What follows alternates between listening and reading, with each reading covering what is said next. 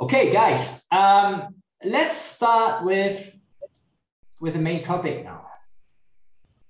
Okay, right. So, guys, let's start with brainstorming again.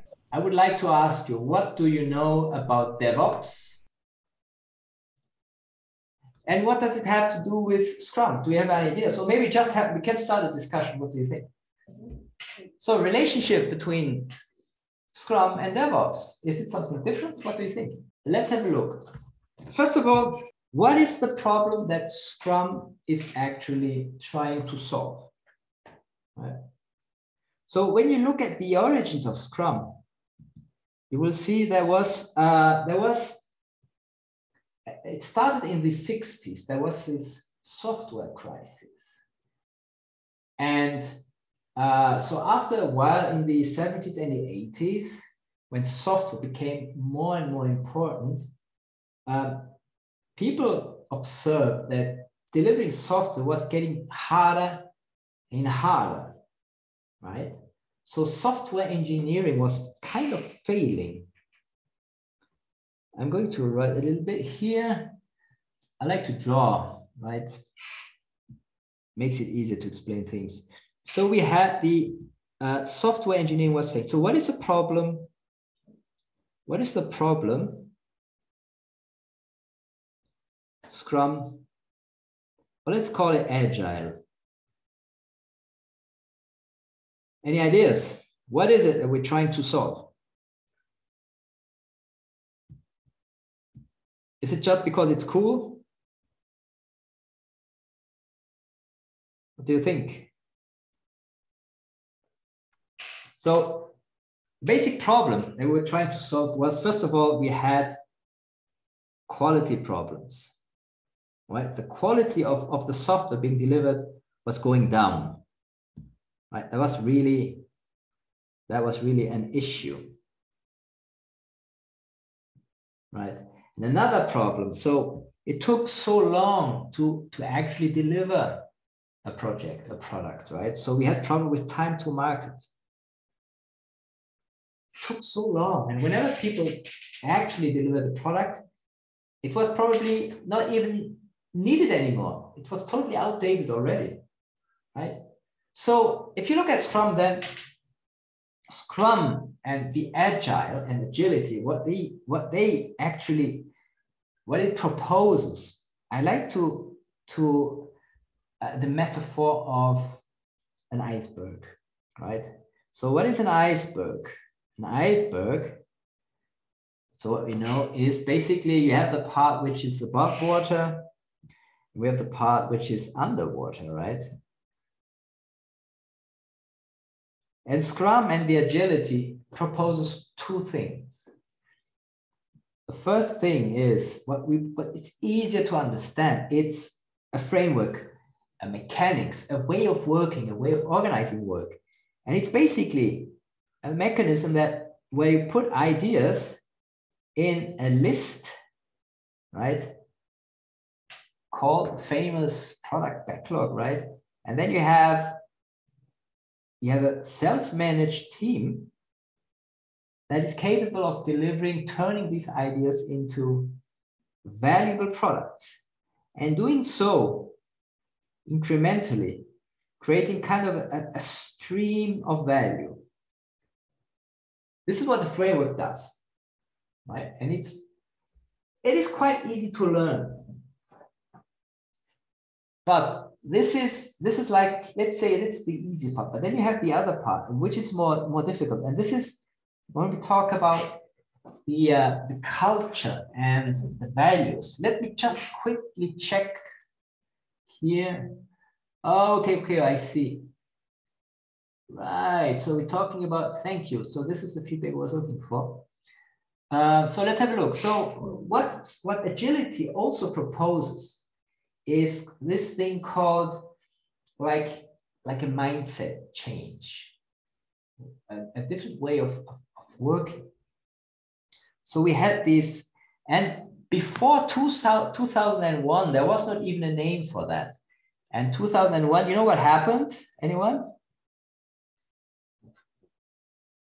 the famous Agile Manifesto. Maybe you've heard of that strange name. So it's Agile Manifesto.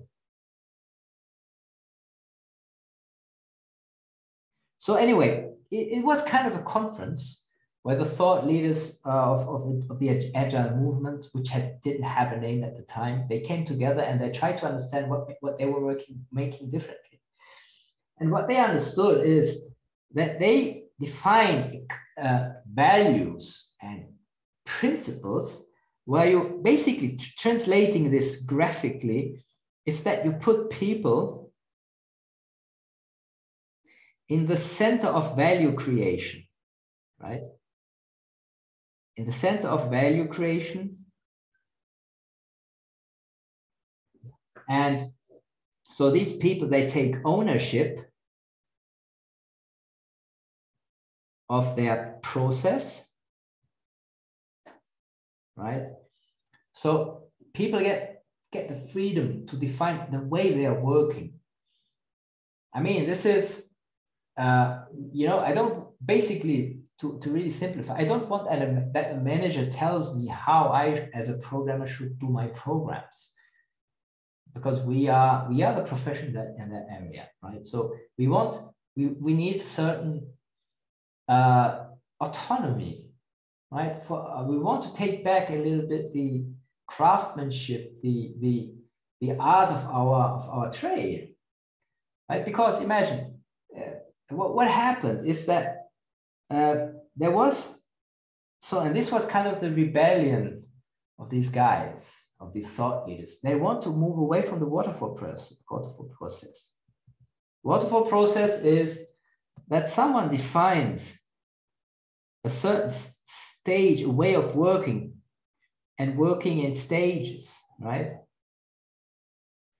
And back at the time when there was this conference, this manifesto conference, these guys were kind of tired of being told to work in a very bureaucratic way. And there were approaches like, maybe you've heard of RUP, R-U-P, was very popular at the time. It's very bureaucratic and a very specific set of working. And this approach didn't work. This is what led to extremely high time to market, and people got frustrated, right? So anyway, and so this Agile Manifesto put people, so again, in the center of value creation, people being able to take ownership of their process and also take ownership of work, right?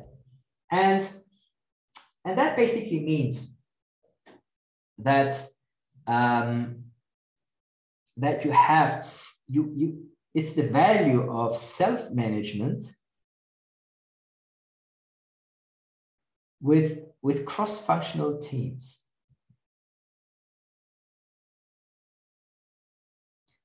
This is basically the core of agility, being able to work with certain autonomy, being able to learn and grow in your trade, working in a self-managed, highly autonomous environment. This is what leads to a peak of increase of productivity.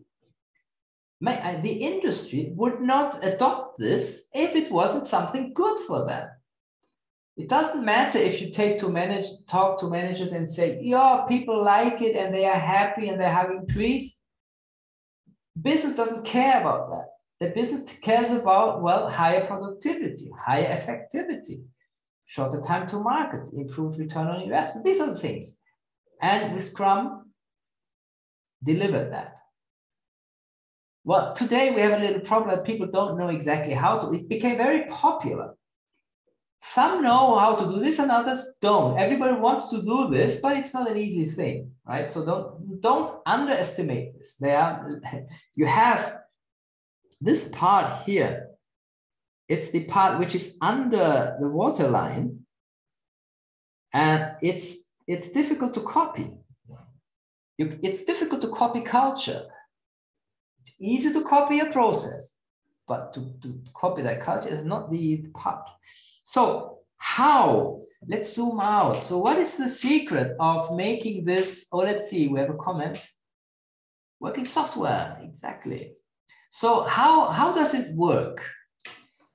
Where's the magic? So we have this incredible reduction of time to market. I mean, when we talk about traditional projects, we're talking about years. So when you launch the project, it took years, right? It's what normal, like 3 years.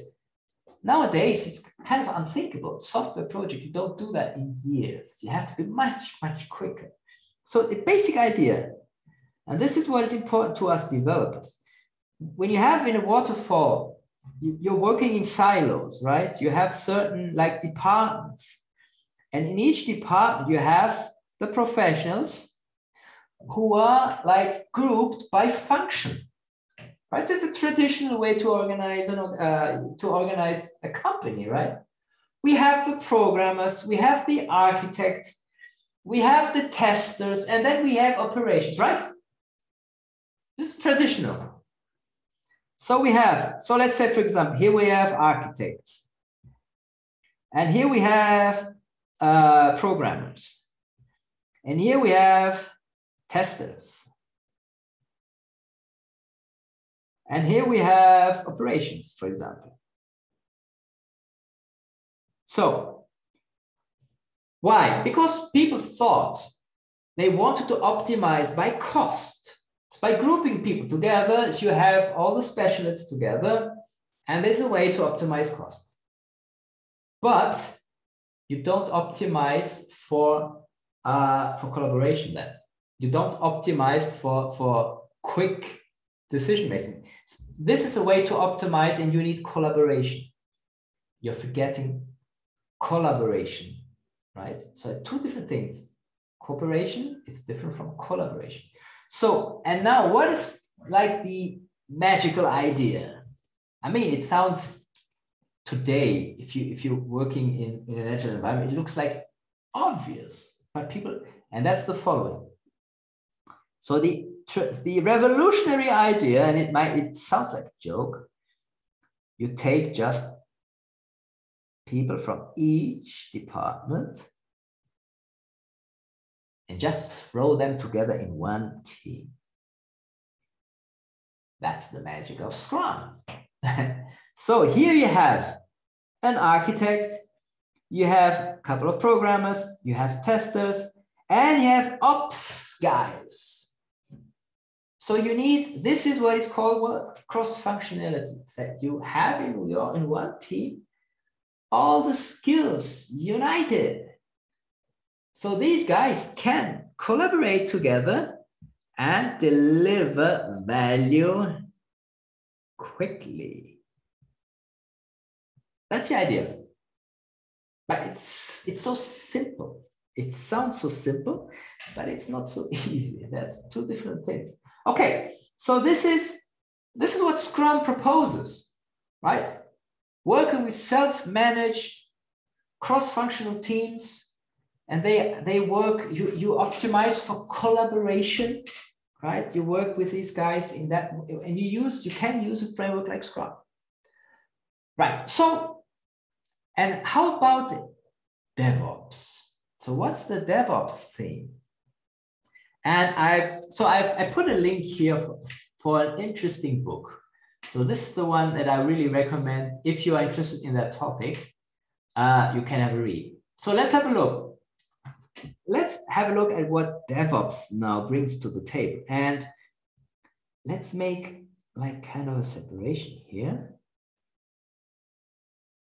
So now let's look at DevOps. So what happens? Well, with Scrum, teams started to deliver faster. That's a good problem, isn't it? Right? But they started to deliver so fast that operations had a problem. So imagine, DevOps, they think that they created a new movement. Like, oh, now we had Scrum, we had Agile. No, now we have the Devops, but it's basically Agile. It's basically Scrum. But let's have a look. So people thought, well, we have here a team, right? Here's the Scrum team. And they deliver lots of things, right? All features. They deliver lots of features. And where do the features go? Where do features go? They don't live in a vacuum. So where are the features? What do we do with it?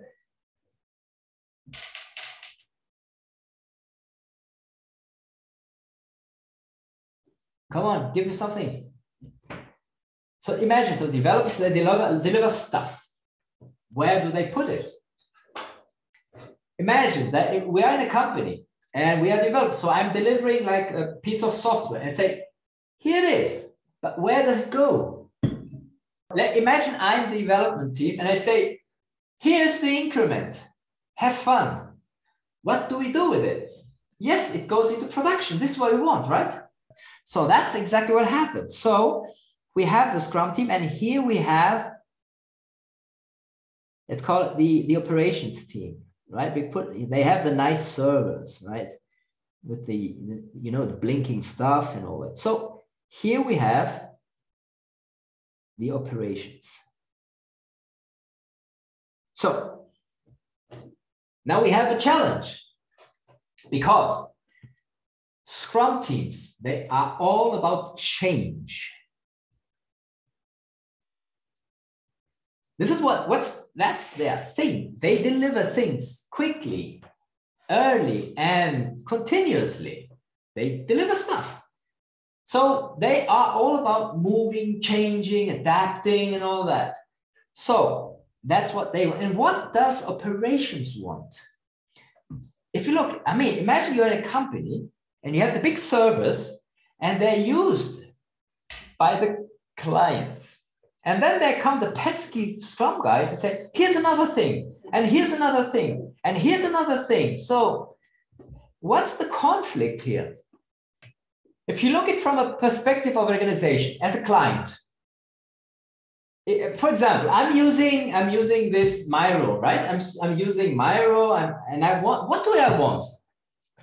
I'm in a training now. What do I want? Do I want a new feature I don't even care about? I'm currently working. What do I need now? One thing at a time. And I want whatever I'm using, I want it to work. I don't want surprises. I want stability. I don't want surprise. I want to have the service reliable, secure, working, right? And then you have the guys, oh, take this and make that, and blah, blah, blah, blah. I say, oh, leave me alone. My mission is to let the things stable, running, secure, right? So we have conflicting goals, right? They want stability. They want security, reliability. And this is a conflict. So the idea now of DevOps is to try to get these together. How can we live in peace in an organization when we have guys on one side, they want to push change, and the others, they are responsible for stability. So it just doesn't work like that. So, and if you look at what DevOps basically did, they say, well, we have to get both together. So the first conference about that topic was, I think it was 2009, something like that. And what's the first DevOps conference? And it was basically, and it was by, it was in Belgium. It was a funny thing, and there was a Belgian guy who, because I'm born in Belgium, so I found this funny. Anyway, so if you look at at what happened with DevOps, basically they created new tools, right? So we're talking tools like. So what are the big guns of DevOps? What are whenever we think DevOps, what are the cool like things that pop up? Azure, CI/CD, yeah, see what's working. What else? Staging environment, yeah, all these things. Free to create, okay, this is more like mindset thing. But so what they brought to the table is first of all to understand this conflict, and then to highlight the tooling and the practices that basically resolve that problem. And so one of these toolings is, first of all, it's really the most important one, is version control systems. This is really the basis. So what kind of version control system do you know nowadays? Which one do you know? Which one do you use?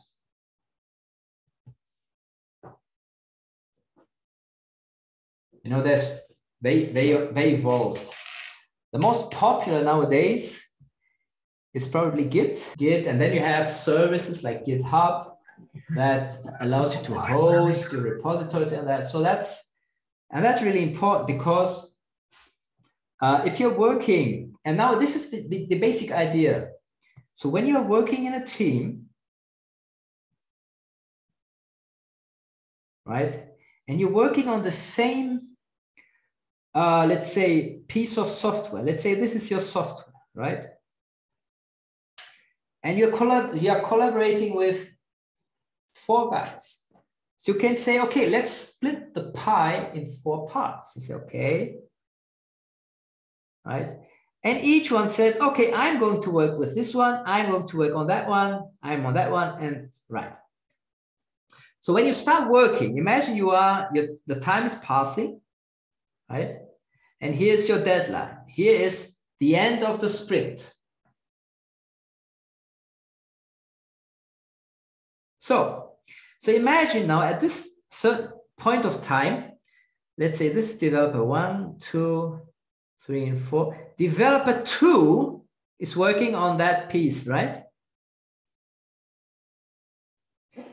And so the others are working on their pieces and so forth. But then that developer here has to make a change. Why? Well, because, well, they discover something. So what they do, for example, they say, we need to change this.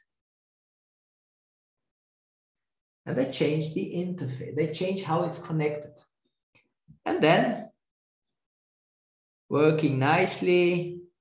And let's imagine that the second one, number 4, also makes a change, right? And number 4 is working on that part. Oh no, let's say number 3. So number 3 is working on that part here, right? But then number 3 discovers, oh, I have to change something too. And maybe he needs to change here. So they say, okay, I have to change this. And then they work happily. Can you see where I'm going with this?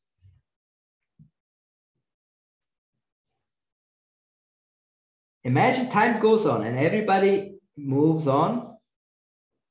And then we come to the end of the sprint. At the end of our 2 weeks. What's the problem now? What is the problem now?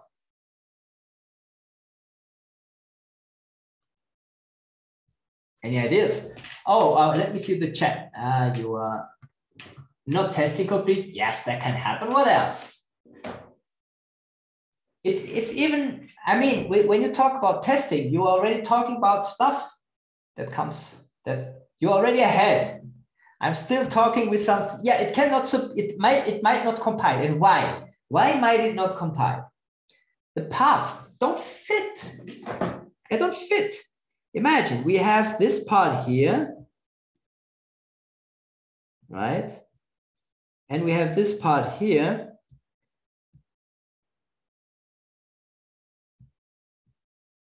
Then don't fit anymore. What is the solution?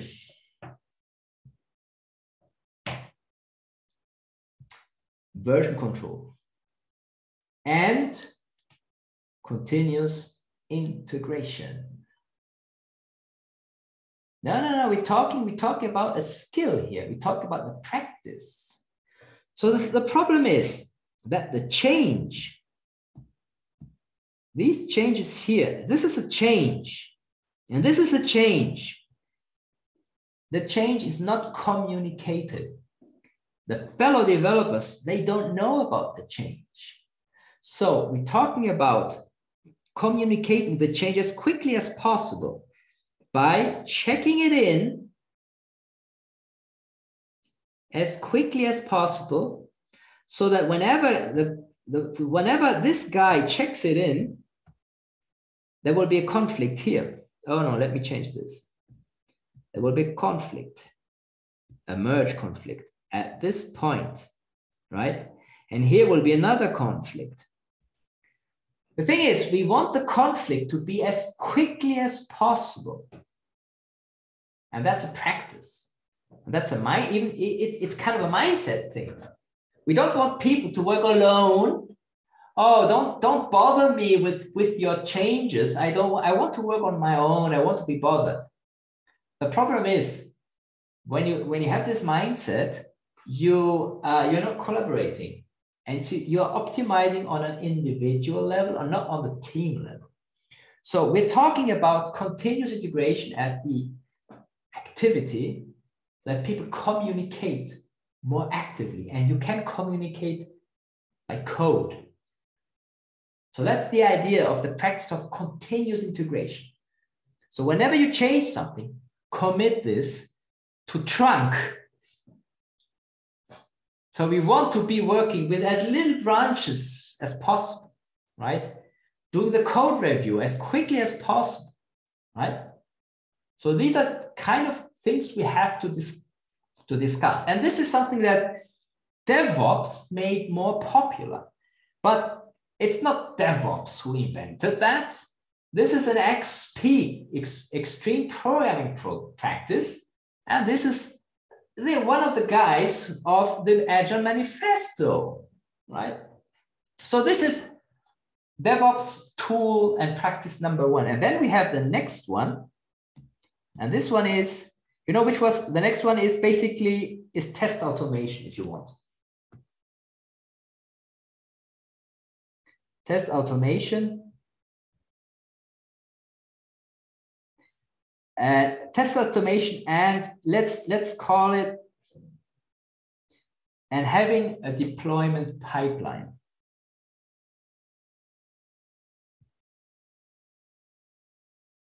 With the deployment pipeline, it allows, so whenever there is someone checks something into, let's say someone is coding this piece here, and checks it into the system, at that moment, all tests are run automatically.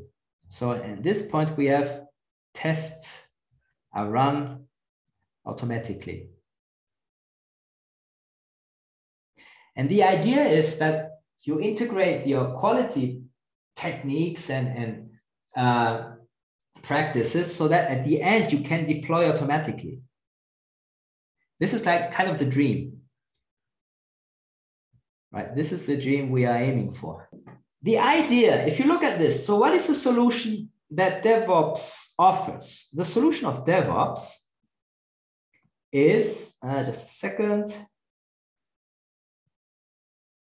So how can you do this? So the idea is, maybe I put this here on top. What they say, oh, it's easy. Put these DevOps guys and the Scrum guys, put them in one team. I mean, This is just Scrum thinking. This is what we have in the very beginning. This is this idea here. Create cross-functional team. So this is what I am saying, right? There is no such thing as a DevOps mindset. We are talking about an Agile and a Scrum mindset, where people are just working closer together, collaborating in one team, and you have different strategies for doing that, right? If you read at all the mindset, all these what is necessary for DevOps to work, basically means Agile has to work, right? So Agile, what is Agile then? What is Scrum, if you like? If you look at Scrum, I have a quick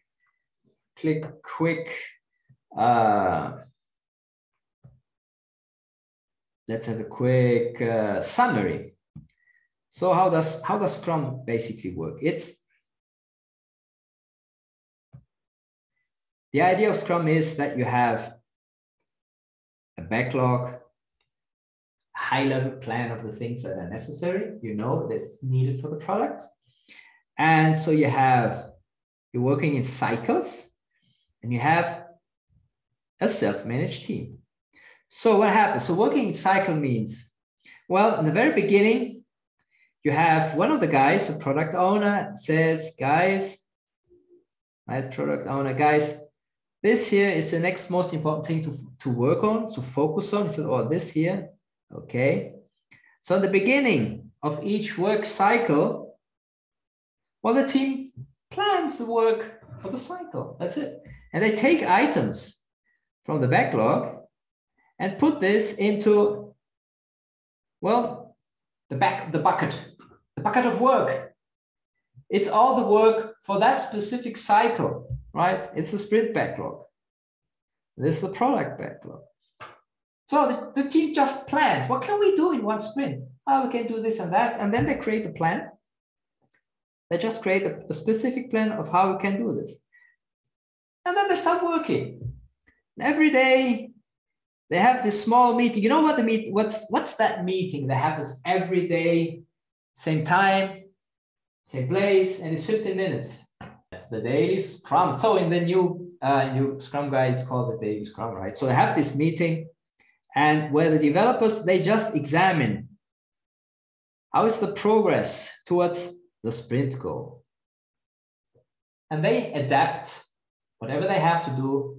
They create a plan, and they adapt the plan based on what happened, right? So at the very end, we have two meetings. We have one called the sprint review. What happens in the sprint review is that the team, together with the stakeholders, the guys for whom we actually build the product, well, they are all together, have a look at what has been delivered. And then we ask the stakeholders for guidance. Guys, is it that what you wanted? Is it like that? What do we need to change? What have we missed?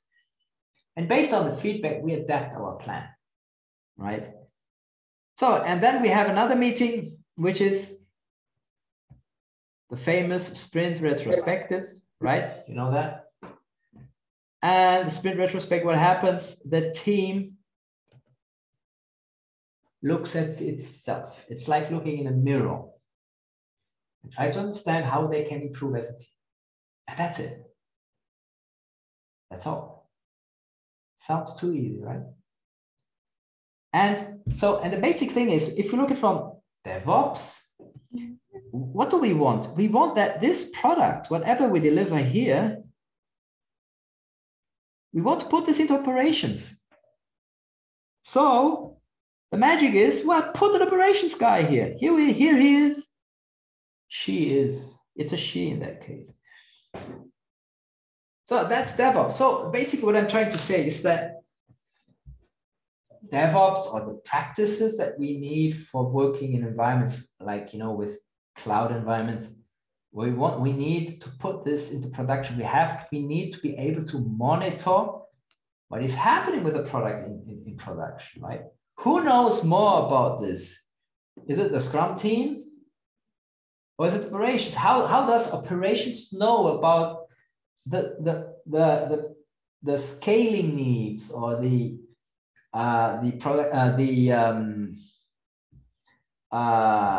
performance needs, right? The behavior that we expect from our application. Who knows more about that? Is it Scrum team or operations? Operations doesn't know it. They don't have the context. So the idea is, so basically DevOps is telling us, guys, we need Scrum, we need something like Scrum or Agile, and we have to be working together more closely. That's the message of DevOps, right?